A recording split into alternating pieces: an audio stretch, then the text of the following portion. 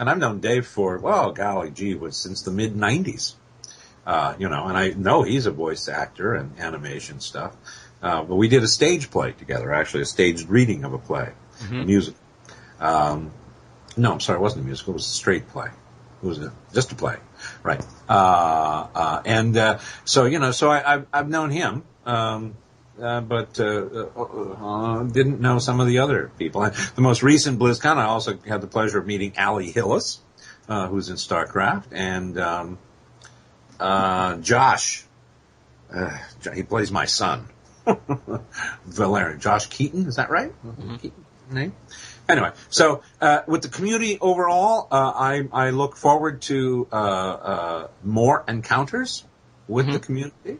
I look forward to more cons being invited to, and if anybody knows any cons, send me information my way. Send that information my way so I can get in touch with people, because I love participating. It is great fun, and having a blast. Mm-hmm. Have you ever actually played StarCraft? No. Yeah. I haven't played StarCraft. First of all, I didn't play the original game for the simple fact that in 97, 98, it was only available on PC, and I'm a Mac kind of guy. So that was out of the question. Now, today, I could play it, but I choose not to because I am a bit competitive and I am a bit obsessive. And I know that if I started playing the game, I would have no other life. I would get swept up by it. It is too cool. It is such a cool game. And I would hours on end, I would be doing it. So I have to stay away from it. I have to beg off. It's like, I would become addicted to it. And so I can't go that route. Now, not right now. Maybe sometime in the future. But, I certainly have seen people play it. I talked to some people yesterday when I was out at a meeting yesterday that do play the game. I was quite surprised. It's always surprising to me who's out there really playing the game. Also surprising to me, it's amazing to me, and quite rewarding an experience to talk to people that played the game originally, who tend to be more along the lines of, at that time, were like 10 to 12 years old.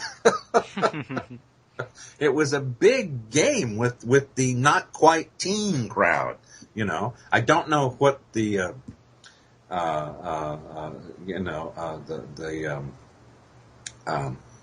demographic of today's players are, age-wise, the age demographic, but certainly I was surprised that the age demographic for the original game tended to be a little younger than what I thought, And then they tell me, well, I played the game, I was 10, 11 years old when I played the game, and I've been waiting for 12 years for a sequel to come out.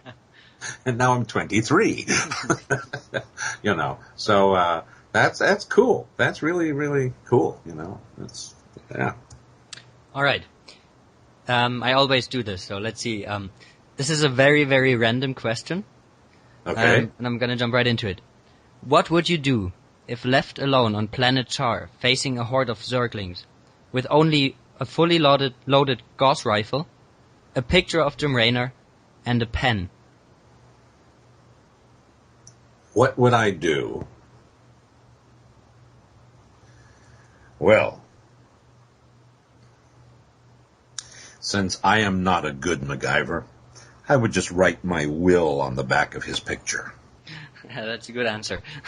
To whom it may concern, because the outlook is bleak. Yeah, definitely. At a certain point in time, I think good thing about Mengsk is I think he acknowledges and knows full well the limitations of his situation. Yeah. Do you ever answer your phone in the Mengsk voice, or are there any other circumstances in your daily life where you felt compelled to put the Mengsk voice on? To be honest with you, Jojo, usually not. I can just imagine, this being quite scary. Let's say you're in a bar or something and there's about to be a fight and you just step in and talk in this Mengsk voice. I think everyone would just be scared. Or he'd pull out a gun and shoot me. Or that, yeah. I didn't think about that possibility. Yeah. See, that's the other option. You're thinking about what it would be like in a situation where, all things being equal, nobody has weapons on them. Yeah, in this maybe. day and age, I wouldn't trust that.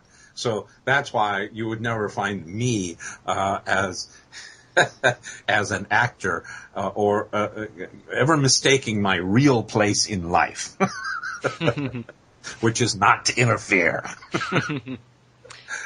Yeah. Is there any role you would love to do that you haven't done yet?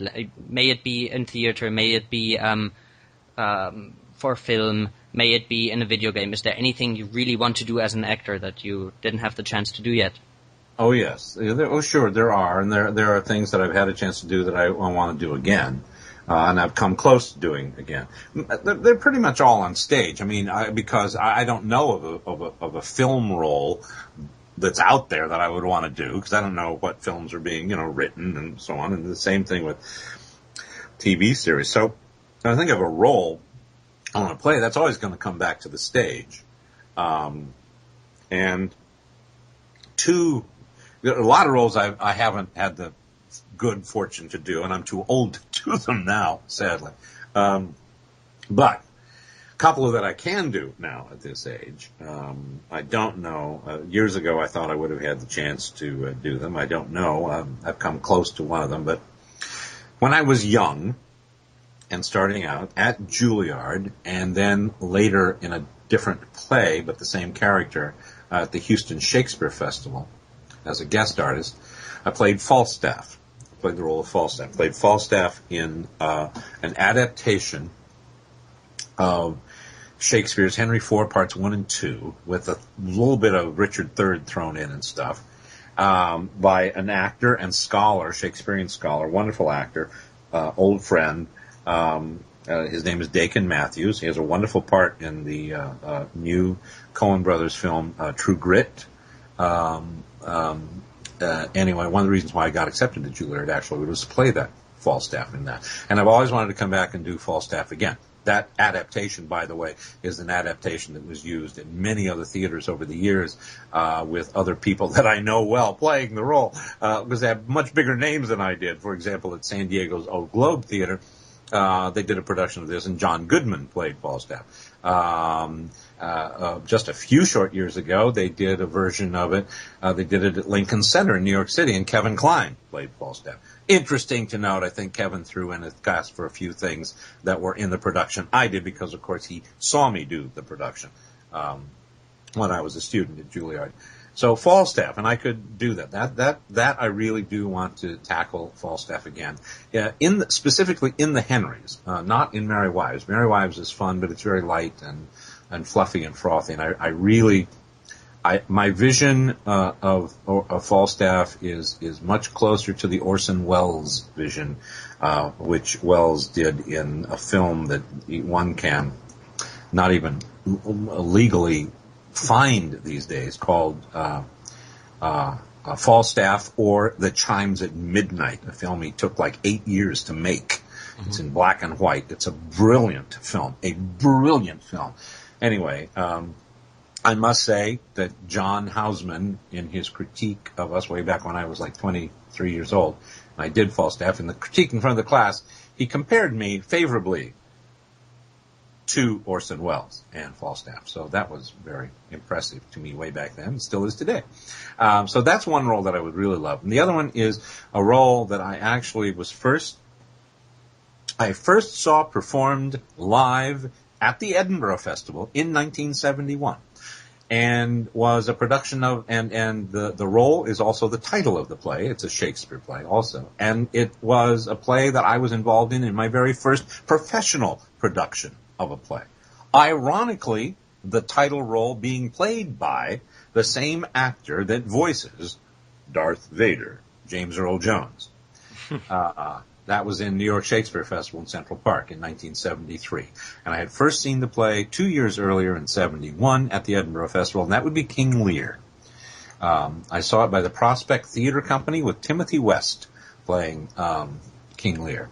And there I was 2 years later doing the play, not the role, obviously, although I did understudy the role of Kent, which is a major role in the play, and actually performed that role opposite James Earl Jones and this incredible list of actors back then for my very first professional production. And those two roles are two roles that I really, really, really want to get a chance to play again. Well, one to play again, one to play the first time. Lear, I've never played Lear. That is my favorite role. It is my favorite play in ever written. To be honest with you, of plays that I'm familiar with, it is my favorite. Has been ever since. You know, I sat on a church pew at the Royal Church of Scotland, where it was being performed in Edinburgh. The first act was over 2 hours long. It's in August. There is no air conditioning. It's like, 90-some degrees inside that church. And I didn't move out of my seat for over 2 hours for that first act and never was bored for a second. And it wasn't even the greatest production of it. But just fell in love with that play, fell in love with that role and other roles in it. But that's it, to answer your question. I think that's really the role I'm still looking forward to play. Mm-hmm. As a final question, let's say if Arcturus Mengsk would exist in our world, how do you think he would fit into our society? For example, what would his job be? What would his job be? Well, I would give you an answer, but it is so specific to the United States. I don't know whether all your viewers out there would understand it. Go ahead if you want. He'd be an Internal Revenue Service agent. Doing auditing of people's taxes. That's where he would fall into the scheme of things. No, actually, he'd probably be, better yet. He'd probably be a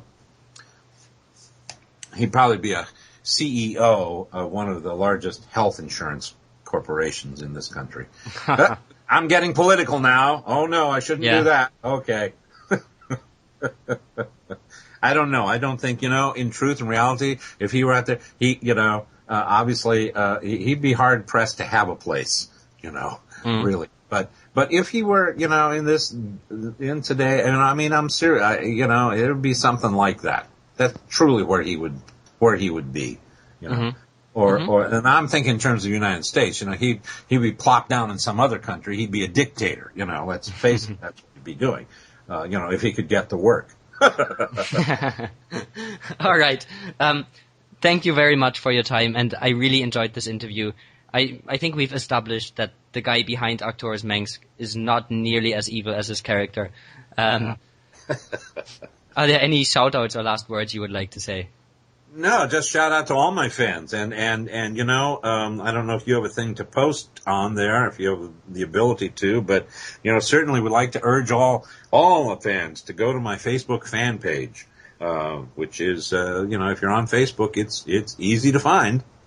Yeah, I will put a link in the video description. I think you're a fan there, aren't you, Jojo?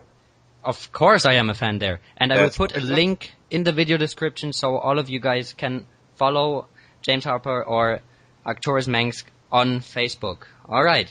Thanks a lot. Oh, I do have one more thing. Mm-hmm. It's not up there yet, but you can probably add this on there too. Within the next couple of months, they should be looking out for my website, which won't be jamesharper.com because I'm slow to get up to speed. Though that name was taken a long time ago and is used. So it's going to be jamesharper-actor.com. Look for it. All right, I can just agree to that and say, guys, go look for that site in a couple of months. When it's up, I'm going to post it on my YouTube channel. I'm going to post it on Facebook. And, you're probably going to post it on your Facebook as well. So yes, I will. Good. Thank you, Jojo. Thank you. Thank you. Thank you so much. He's in way over his head.